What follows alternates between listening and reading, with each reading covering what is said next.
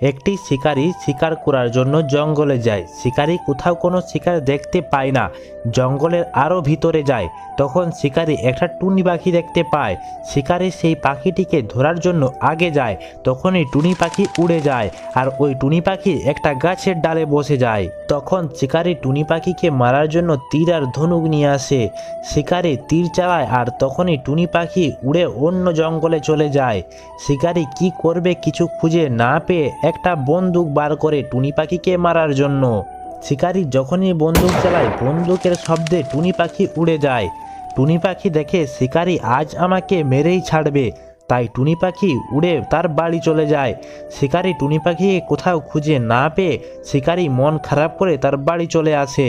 শিকারীকে দেখে তার বাড়ির সকলেই খুব হাসাহাসি করে, কারণ সে আজ একটা টুনি পাখির কাছে হেরে গেছে। তখন রেগে শিকারী বলে, চুপ, সবাই চুপ।